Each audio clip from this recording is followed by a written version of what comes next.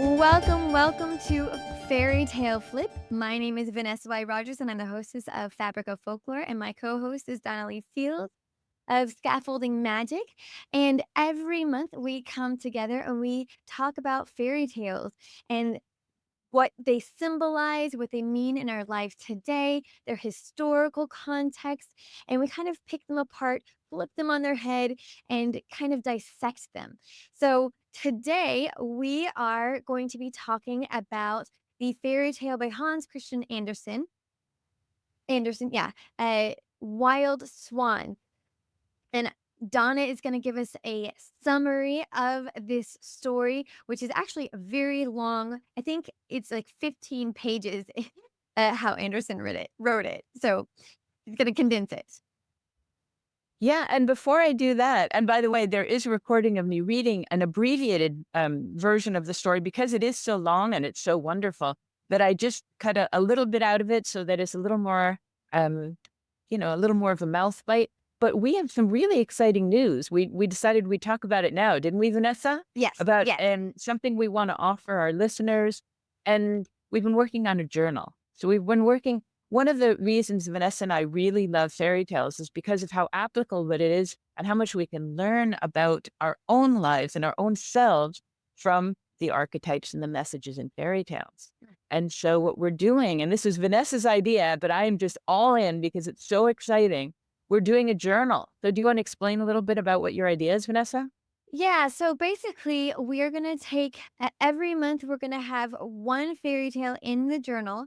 It's going to be for a year, and we're going to kind of ask questions that stir up emotions or themes in your own life and see how that story relates to your own life, whether it's historical, what happened to you in the past, or what your goals are for the future, and see how these fairy tales actually do have meaning in today's modern world and for us in our lives right now. And so we're kind of working with some different structures and trying to figure out what the best way is going forward um, for this journal. So, Donna, we've been doing drafts of different stories and how to write up these questions. And so, Donna had the great idea for us to ask the audience to have input on what they would like to see in that journal. So we're going to offer our guests.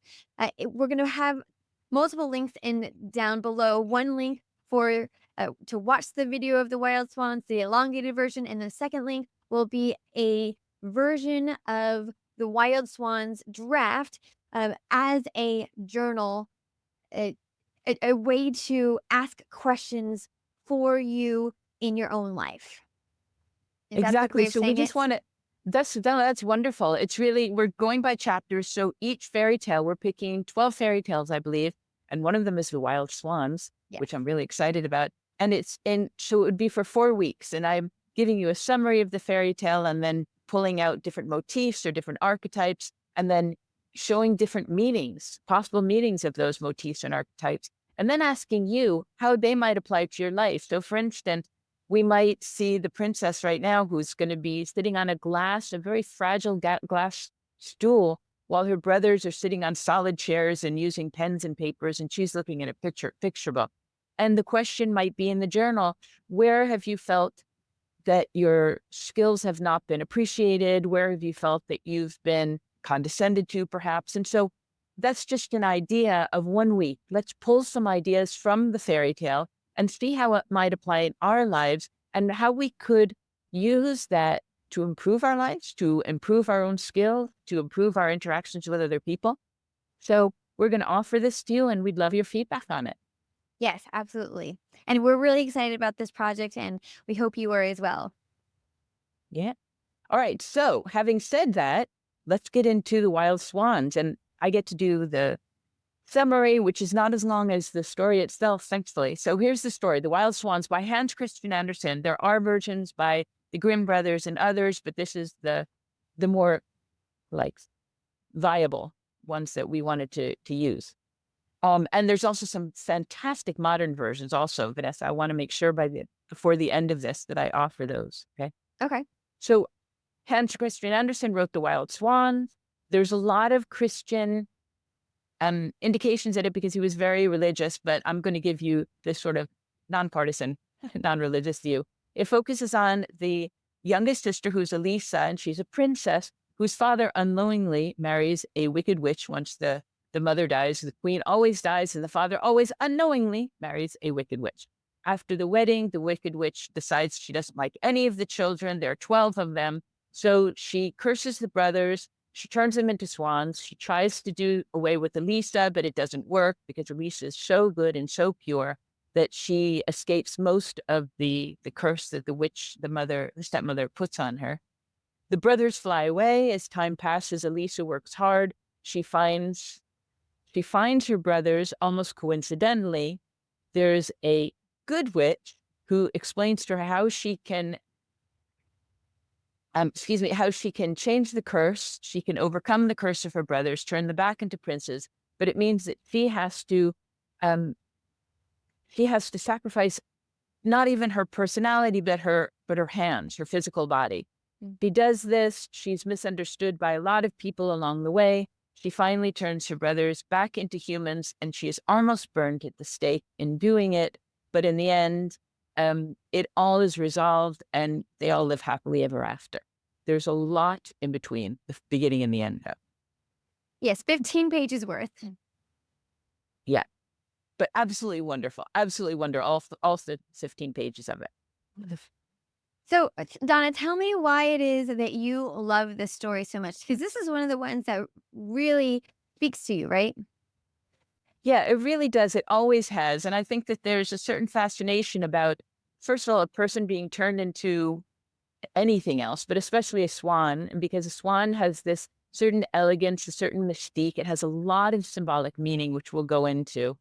And then one family member or friend or a dear one has to sacrifice herself or himself by becoming scarred emotionally and physically to save that person. So I think that it's a whole fascinating interaction. What about it is that you like, Vanessa? Well, okay. So, when I first read it, I was just like, what? What is this story? This is the wildest fairy tale I feel like I've ever read. I found it super bizarre. And and so I do enjoy it, but I find it just like so strange that it's interesting in its strangeness. Um so I don't know. That was my initial reaction. It just was a weird story for me. I'm very surprised because you love fairy tales and there's so many fairy tales where there's a transformation. So what about this one was just sort of out of sync for you?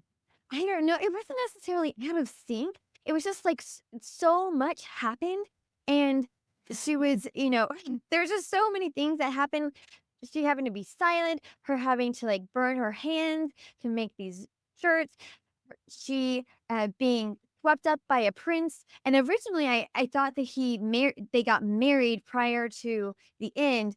And in some of the folk tales, they actually do. But in Hans Christian Andersen's they don't. He just provides her a room, which makes it better in my opinion, because if she Right. can't speak, I mean, it's a little bit hard for her to consent. I guess, I think about the Little Mermaid and how she used a lot of body language to communicate with Prince Eric in the movie itself. So that felt less creepy than just the way it was told in the story where, she just is voiceless and he just takes her to her castle. And he's actually I feel in the end that he was actually being kind and the gesture was sincere and not necessarily a creepy one, but still, I think, um, there's just so many strange elements that, um, for one thing, her evil stepmother tries to make her look terrible in front of her father by making her look ugly, and eventually her father sends her out because he doesn't believe that's his daughter. I don't know. I don't know. It just was strange to me. I enjoyed it. I think that there must be a reason why it has struck a chord because it has been told across not only Europe, but in the Middle East and in other places as well. Yeah, it does. So let's get into a little bit because what you're talking about, the Little Mermaid, she's silent, and there's a lot of speaking in silence, especially for female protagonists. And in this one, so in the journal, I love this because I did address the speaking and the silent part. And there's some quote by Rumi, for instance, where the quieter you become, the more you're able to hear. Work hard in silence. Let your success made the noise. Silence is not the absence of something, but the presence of everything. And so when she has to become silent, all of a sudden she has a whole world open up to her. She has to really go deeper into herself than she did before and meditate on what is really important to her. What's really important to her are her brothers. And Mhm. what's really important to her is not her father has rejected her because of her physicality. He literally did not even recognize his own daughter because she was dirty and her hair was a different color, and he couldn't see who she was. Mhm.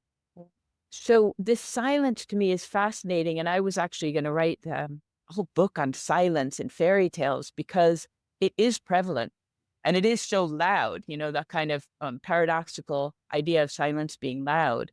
Yeah. So I find that really interesting. I find it for her is sort of a break in her existence, and she has to focus entirely on her biggest priority, which is her family bond, her love for her brothers.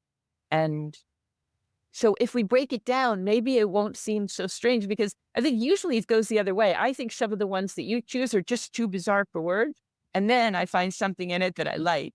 So Right. hopefully I'm going to get you on board too. No, I liked it. I liked it. I like strange things. I find that there's more to talk about and more to explore when it's strange. So it's just because I found it strange does not mean I didn't like it. It just was a wild ride. Right. I like I really latched on to silence as well, as one of the themes, and one of the things that I did not pick up on initially, but when I was looking at the themes of the story, silence as a strength and silence as a burden.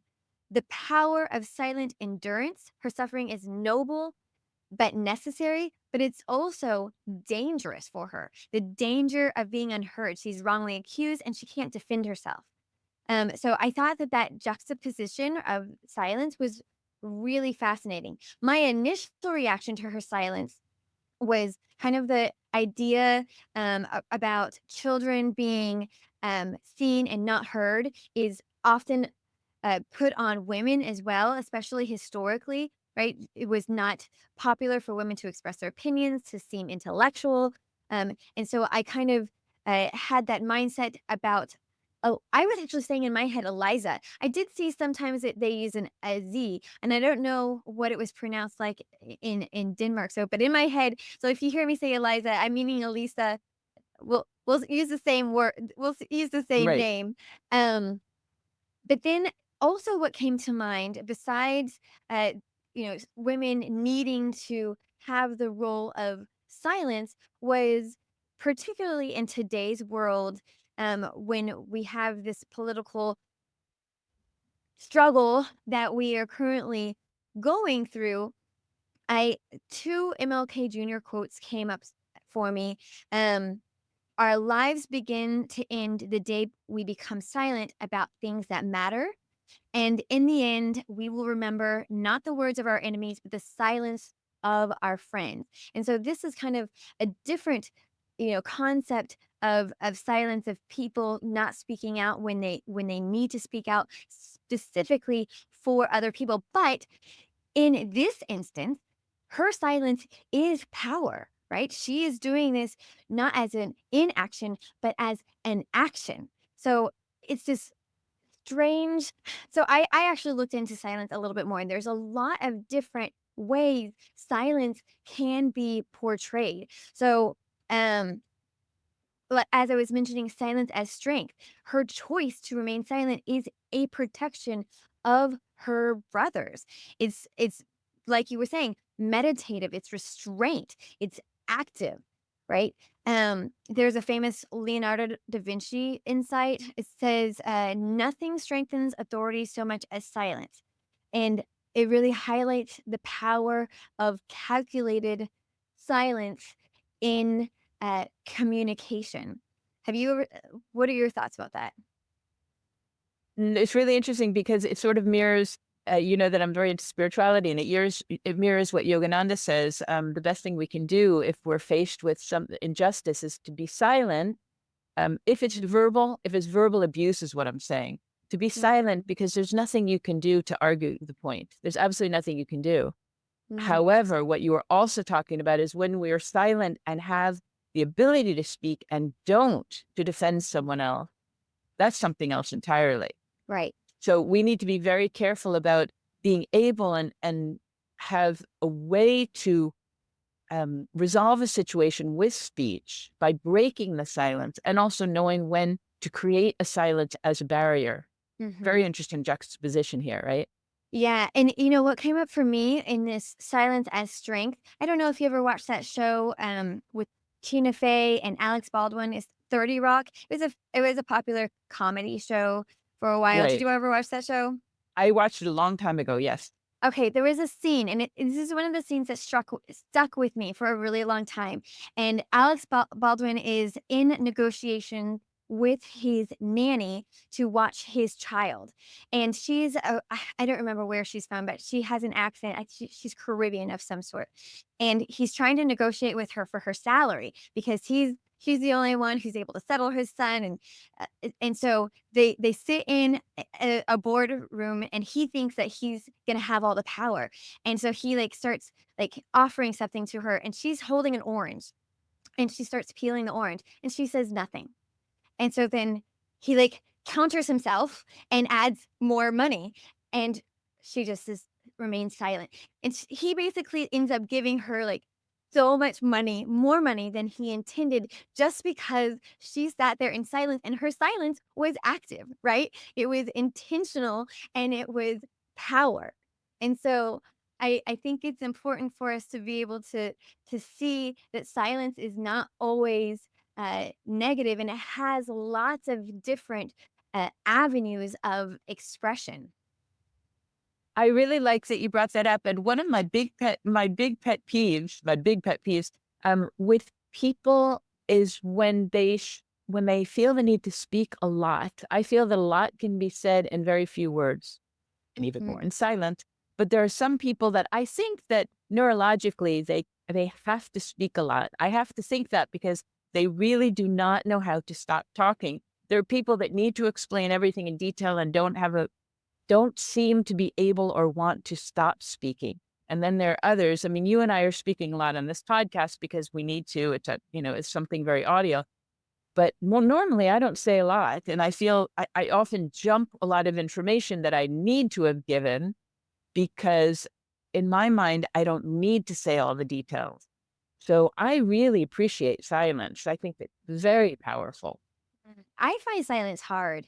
I do Interesting. enjoy I do I will do meditation for short time periods, not long time periods. I did a meditation retreat years back, and it was good, but it was really difficult. Like it was hours and hours and hours of meditation. So it was a lot of silence, and it felt like work. I was exhausted by the end of the day. I was um and I think that I think that as Americans, we are surrounded by constant movement and noise. And so silence is something that we are sometimes uncomfortable with. And especially, you and I have different lives as well, because I'm a mother of three young children who are crazy, Yes. and my entire life is chaos. And so when there are moments of silence, it's like, what is this? Like, I crave it in some instances, but also like there's something wrong. Right. If my children are in a different room and there's silence, something is happening. And there's, Right. That's a danger sign with three children, definitely. yeah. Yeah. And for me, it's completely different because I live alone. I have a 16-year-old dog and be quiet. But I relish it because I grew up in a very chaotic house with a very domineering mother who's very loud. And so even all these years later, I crave silence. I really need it for my soul. So I Mm. would be interested in what our listeners feel about silence. Yeah, that is Um, interesting. I have a couple other I things that I found about silence that we've kind of touched on. Silence as oppression, silence being forced on someone. And in a way, she is being forced to be silent, Oh, right? this is oppressive silence in a certain yeah. She turns it into something absolutely beautiful, but she is forced to be silent. Yes. Mhm.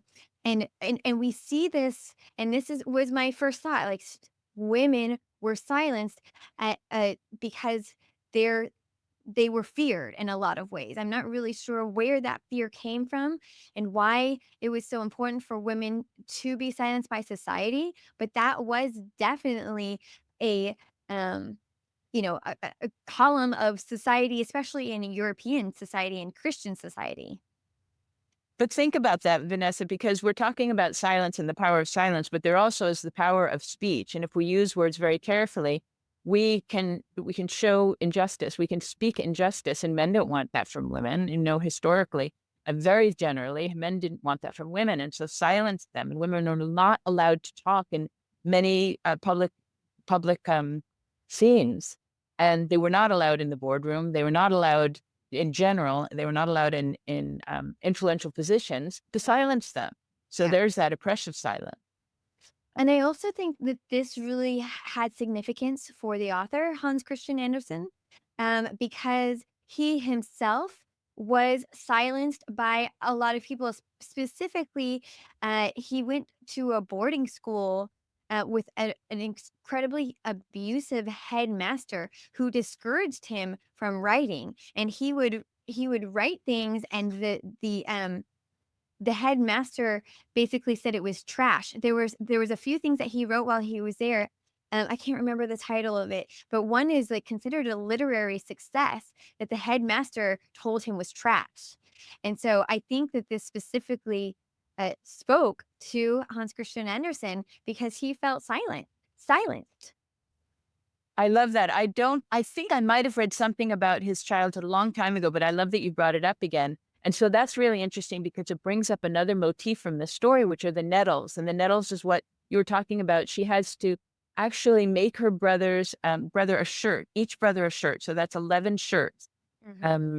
with nettles. And they stung her fingers. She had these beautiful white, soft fingers because she never did any labor. But the nettles actually stung her fingers, and there's something in the nettles that's poison. So if it goes into your skin, it's even more painful. So with this motif, we can see the pain is about purifying. There are a lot of religions, and I'm not saying I really support this type of spiritual practice. I don't, where you do something painful to purge your body of some poison, spiritual poison that Hmm. you need to get out, and you find that that's the only way to do it. But if we want to tie together his childhood and the motif he's using here, he's using the nettles in the story as the pain that he felt when he was a child. And it could be the pain that we feel in different situations where we're not heard, or we're not given permission to do something we really want. Hmm. But if we use that, as you know, that I love challenges, excuse me, I love the negatives in fairy tales seen as a challenge. So we use the nettle in this story as a way to purge anything inside us that is negative or not healthy or not positive for the people around us. Then we have this beautiful combination of purging and the silence where you're getting absolute focus. And that's what Elisa or Eliza does. Absolute purpose and what she needs to do, and which is to save her brothers, to turn them Yeah. back to humans.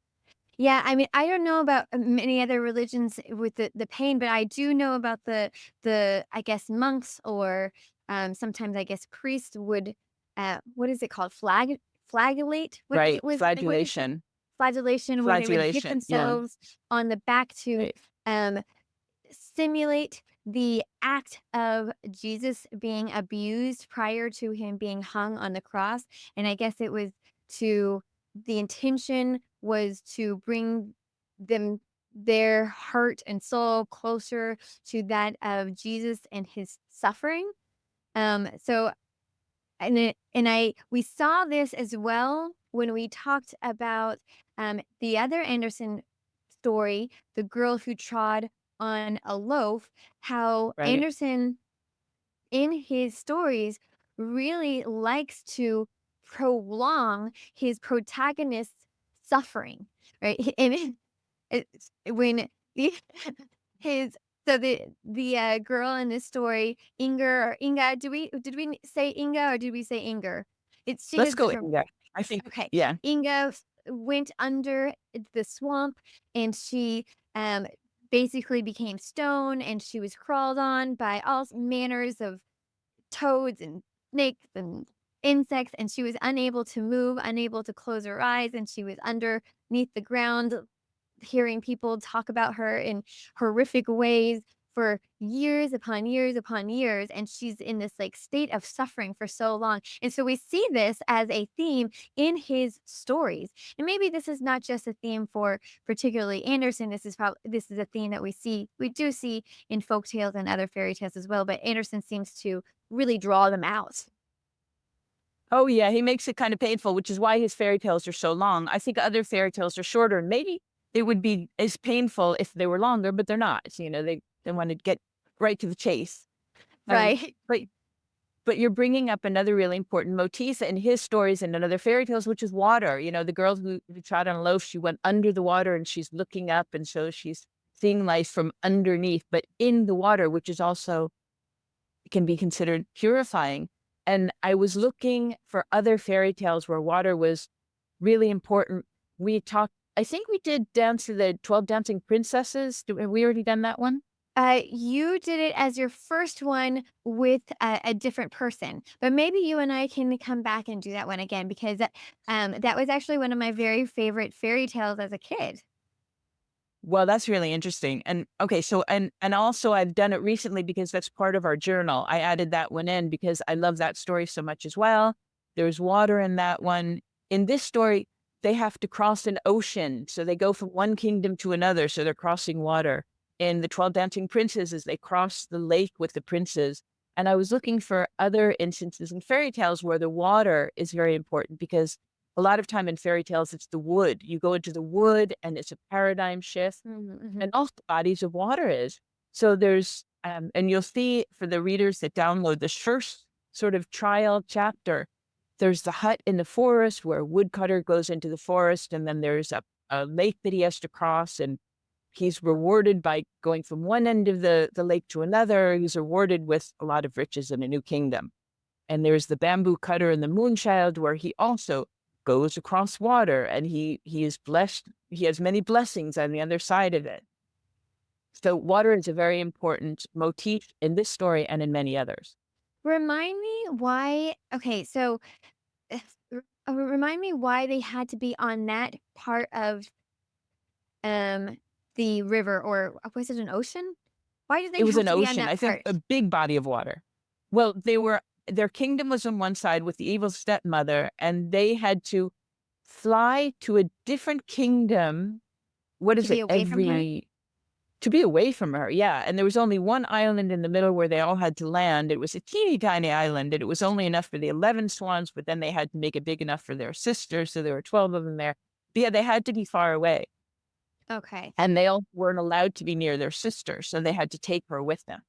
Mhm. And they couldn't Yeah, fly at night because they would turn into, boys during the evening. So exactly. they had to be on land by sunset. Sunset. Exactly. Sunset, they turned into humans, they had to find somewhere to land, or they would plop into the ocean and die. Mhm. Yes. So she could see them flying around as swans during the day, and that's where she was making the shirts, and she never had a chance to tell them either, so they had to guess why she was silent and have blood running down her fingers making the shirts for them, and they were smart enough to figure it out. I know. Right, yes, and they trusted her. So you're Right. saying that the water was a sign of purification of all of the siblings or of the brothers, or who specifically do you think? Well, I think it's in general, it's a sign of purification, so they have to cross this body of water and land in it, but they don't land in the water, which I find very interesting. They are surrounded by water. So the water is purification, but I think if you go into the water, just like the girl who tried on a loaf and she was immobilized, there's Mhm. something about being in the water that's different than being above the water and crossing the water. So in most fairy tales, just like in the 12 Dancing Princesses, they cross the water on a boat, being rowed across Mhm. very safely on a boat. But whenever someone the new and this has to do with the newest version of the Wild Swans also, when someone goes into the water, either they're transformed, which happens in the new version of the Wild Mhm. Swans, Mhm. or they're immobilized or they drown, and maybe they'll be resuscitated later, but it's not a good sign to get in the water. You have to cross the water. So it's Mhm. seen as purification, but also a challenge. It's Mhm. hard to be pure. It's hard to be pure, is it not? Mhm. Yeah, For absolutely. all of us. And I didn't even think about that before. Since I'm mentioning this, I do want to mention that the newest version is absolutely beautiful, and it's called Juliet Marielle's trilogy, The Seven Waters. And she is a trilogy. The first one, Daughter of the Forest, is based on the Wild Swans and other fairy tales. And then Oh. there are two more that are absolutely beautiful. She's a gorgeous writer. So I really recommend her highly. Yes, I've heard of another recently written book that was just called Wild Swans. I'm not sure who the author was, but I think there are quite a few literary works that are based off of this. Oh, the story that the Wild Swans that I was just talking about focuses in on the brother whose shirt is not finished and has an Right. arm that is a wing. And so Right, right, right. and it kind of explores what his life would be like, to have a wing as an arm rather than as a full human.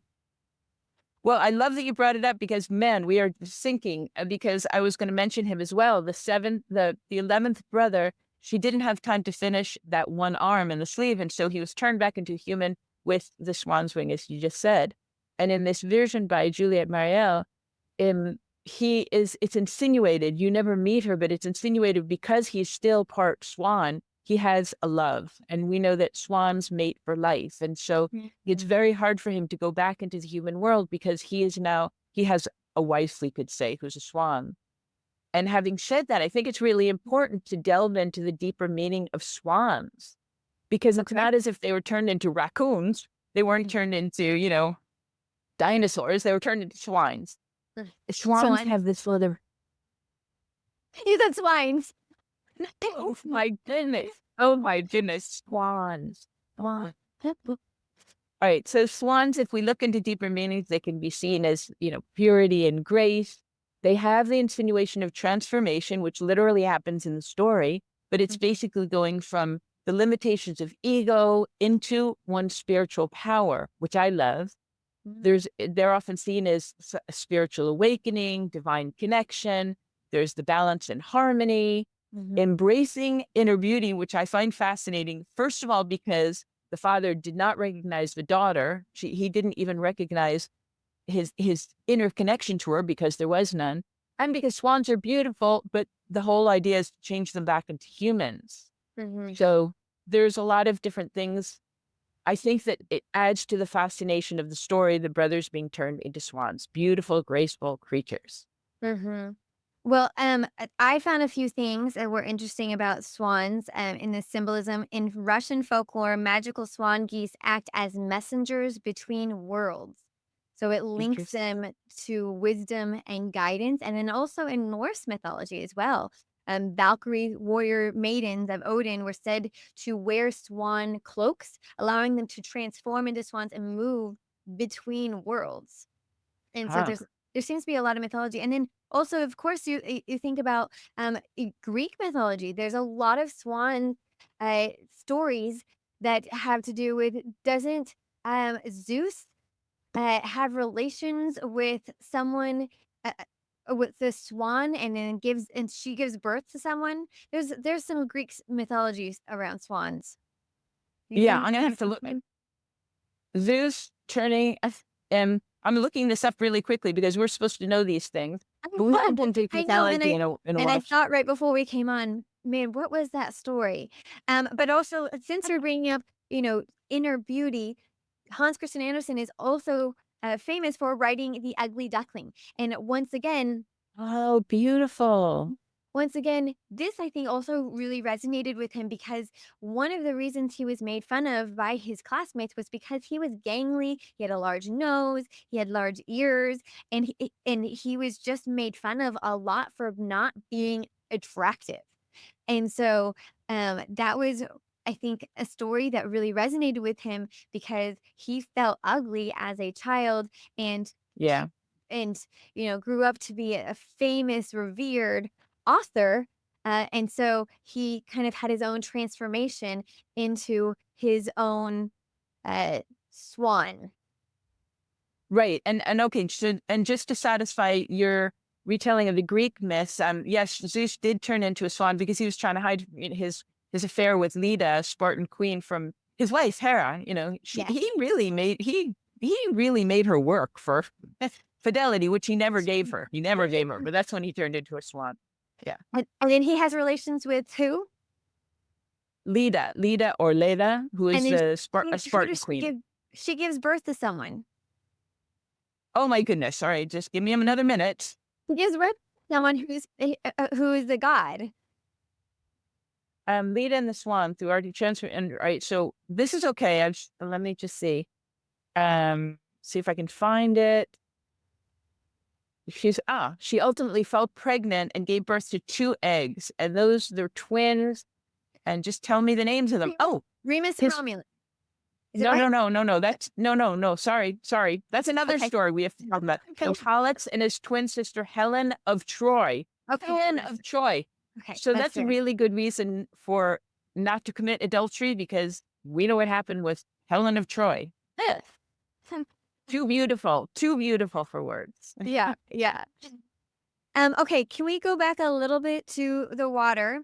Because I Yeah. wanted to bring in an element that is not in all of the stories. And I don't think it was in the story that you told, but it was in the story that I originally read when I was doing research, where it talked about the fairy that originally speaks with Elisa and gives her berries and kind of like keeps her from starving to death. And then also is the fairy who comes to her in her dreams and tells her how she can rescue her brothers and how she's able to do this. And in the story that I read, she is referenced as Morgana. And so Morgana is Interesting. In King Arthur also, tradition. yes, Yeah. Morgan Le Fay. And Right. there's also an element in the story where, okay, so in the dream, she is Morgana is in a castle, and and she's there with Morgana in this castle. And then when the swans are carrying Alisa over the water, they see this floating castle in the water, and the brothers tell her that that is the castle that no man is ever allowed to walk in, and it's a forbidden place.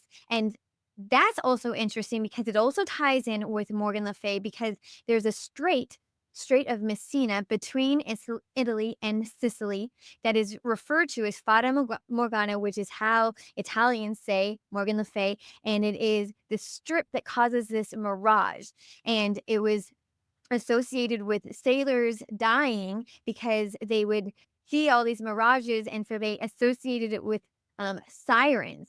And so, but a lot of people would attribute this area as Avalon, where Morgan Le Fay was said to live, and where was said to have taken King Arthur to be uh, rejuvenated after he was fatally wounded. And so there's all these like that's a really bizarre tie-in, and I'm really unclear as to how this strait became named for Morgan Le Fay. Like I'm not sure what the order of operations happened, like what was named first.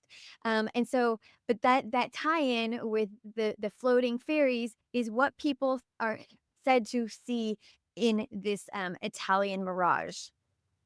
Oh my goodness, that was the most amazing rundown, Vanessa, of different tie-ins and different myths and fairy tales. And I love it because Morgana is usually seen as very evil, and she is portrayed as evil in most of the stories, and yet we know there's always another side to how a woman really is. And that's why there's this version of Circe which I absolutely love. I have to find the author, but The then I love Madeline that. the Madeline, what is her last name? Yeah, she wrote the retelling of it, and she wrote Sons of Of a Achilles. Circe. That's right, and you see the other side of Circe, and it's absolutely beautiful, but you were mentioning the sirens, and we're supposed to, men are supposed to keep away from the women who are calling them in. You might be seduced into, death virtually, and there's with Odysseus and Calypso, and he's stranded on her island, and she keeps him captive and turns all of his men into pigs, except for him, and seduces him, and he finally falls for her, but he's stranded on an island with her. So there's a lot of these danger messages in fairy tales about women. Don't go near powerful women because they will seduce you, and you'll lose basically either your life or your freedom. And so in this one also, it's interesting that you found a version with her in it where the stepmother is really the one who caused all of the evil to happen. And it was Morgana in this version who was helping, um, how do you say the curse? Turn the Uh, curse around. yeah, yeah, turn the curse Yeah. around. And she Better way to yeah, say that. We'll figure it out. so she kind of acts as a fairy godmother in this story. Yes. Which I love because again, we're seeing another side of what is usually termed as the evil woman in the story. Interesting. I haven't actually read that many Arthurian tales, but I had never heard of her as being evil. I heard of her being an enchantress Really? and kind of magical, but not necessarily evil. But like I said, I'm not that well versed in the Arthurian legends, so I think that that might be one that we need to explore a little bit more because the Arthurian legends are really fascinating. Yes, I did a lot of reading on them when I was younger. I used to send away from New York to England, and at that time we didn't have internet. I mean, I'm older than you, Vanessa, so we had to send away for books. There was nothing online that we could find, and I was fascinated by Arthur and the Round Table. But she was always the one that brought the Round Table down, that cracked the Round Table, and seduced Lancelot and made Genevieve very jealous, and Arthur finally found out everything. Anyway, she was the cause of the cracking of the round table. But yeah, we'll explore that. Another thing we need to explore a little more. So what more about the Wild Swans did you want to talk about? I wanted to talk a little bit about the historical context because you mentioned in the very beginning that there are different versions of the story. And Hans Christian Andersen is thought to have gotten this story from a Denmark folk tale called The 11 Brothers, which I could not access. I could not find that version. But then you also mentioned The Six Swans by the Grimm brothers. And it's a very similar story, except for a few elements. For one thing, the king is lost and basically manipulated into marrying a witch. And so he hides his six children away from this witch who is now his wife. So he marries her with just because he's manipulated into it. And so he keeps his children secreted away, and then she eventually finds the children and turns them into a swan and turns them into swan, except for the daughter, who is because of her purity or her beauty, she doesn't turn into it. And then she, instead of being stung by nettle, they use star flowers, but it requires 6 years of silence. I don't know, did Hans Christian Andersen ever talk about the time period in which it takes her to make these shirts? To make the time no, he doesn't talk about Okay. no specific time period. No, but it's a series, it's over at least a year, at least a year. Okay. Yeah. Yeah, so in the Grimm's Brothers, it's 6 years. It takes her 6 years to make all of these shirts in which she has to remain silent for the entire time. Um, and then uh, and then she is accused she marries the prince who comes to rescue her, in the Grimm version. So she does actually, even though she's voiceless, she marries this king and she has children, but her mother-in-law is the evil one in this story. Her mother-in-law takes her children and accuses her of being a witch and eating her own children. And so, uh, it and so eventually, um, after she's able to speak, they find her children. They're alive and well. They've been hidden away by a servant in the wood. Um, and so, she's able to explain her story. And so that's the Grimm's version of the story. Now, if you ever read the Grimm's brothers stories, they're extremely short. Like they're like a page, maybe a page and a half long at most. Like some of my stories in my Grimm books are like just a paragraph, like 2 paragraphs. They're very, very short. So it's really interesting that Anderson is able to like take so much and just like expand upon these tales. Well, what I also love, I mean, I just happen to love the number 12, and there's a reason for it. There's so much symbolism about the 12. So when the Grimm brothers turn it into 6, or when other stories turn it into fewer than 12, there are the 11 swans and the daughter, which is 12. I mean, we have 12 in so many different places in our world. They're the 12 apostles in the Bible of Jesus. They're the 12 foundational stones of the New Jerusalem. We have, let's see, the 12 steps in Alcohol's Anonymous, which is fascinating. There's 12 in so many different ways. Maybe our readers could add more ways that they see 12 because it's such an important number. So I have problems. I don't have problems as much with versions, but I have problems with changing the number. Well, And there I are think, I different think, numbers. There's like there's 11, there's 7, and then I think there's 12. Those are the main numbers that we see in the different stories. There's another one that is accredited to a Latin version of the Seven Sages of Rome, and it's called Swan Children. So this one I think might be the oldest one that I found. So Hans Christian Andersen is writing in the 1800s, I think 1823, somewhere around there.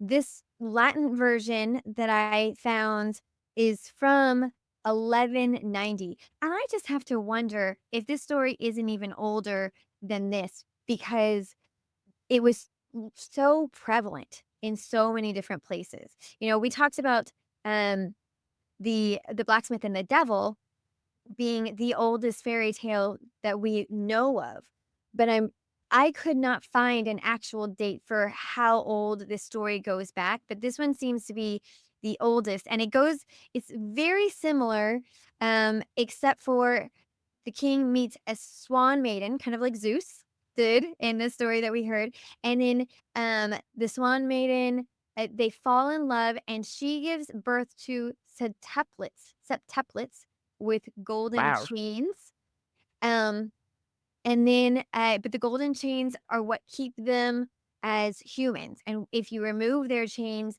they become swans. Because so I guess the swan maiden can transform kind of like a Selkie might, or um she seems to be a shapeshifter. And so the children are shapeshifters, and there's also another evil mother-in-law. Watch, there's evil mother-in-law. Right. Steals the babies and she swaps them with puppies. And so, the the king punishes his wife, um, and buries her in the ground for 7 years. I think her head's above the ground, not really clear. Um, and then Oh, God. the servant steals the boy's chains, and he's been told to have them transformed into a goblet, but whoever he takes them to is unable to trans like to melt them down because they're magical in nature. And so the goldsmith returns the undamaged chains, and the boys are then restored into human form, except for the one boy who the goldsmith actually damaged the chain, and so he has to remain a swan forever. And then some people might know of the swan tale, which I'm not going to go into, but they think that this story is the precursor to the swan tale, that is then also pretty famous. Wow. Fairy tales used to be much more gory than they are now. And whether that's good or bad, we've talked about before. Maybe children need to understand a little gore. I don't know. I don't know if that helps them or not. You really need to do a lot more thinking about that. Well, I think that I mean, I didn't explore some of the specifics of Wild Swans, but I think we did pretty well. I mean, Hans I Christian Andersen really, um, he had a very interesting perspective of children and he had a very strong sense of justice and injustice and brought these out in different ways in his stories. Yeah, I think that's true. I do want to say that in the beginning you said that he was a very strong person, and I found contradictory information about that because although he seems to really jam those moral lessons into his stories and seem to have some sort of Christian underpinnings or overarching themes, it was said that he actually didn't go to church, and he was criticized by many for his unorthodox Christian beliefs, and that he was not as adamant or as stringent as many in his time period. So I think he was actually less so than what was current in the society is what I understood it to say. He has, like, these, documents that, like, where he's having arguments with people who are talking about how what he believes doesn't make him a Christian. Right, and I will only say that, and I'm sure you believe it too. It's just really important that you said what how society saw him.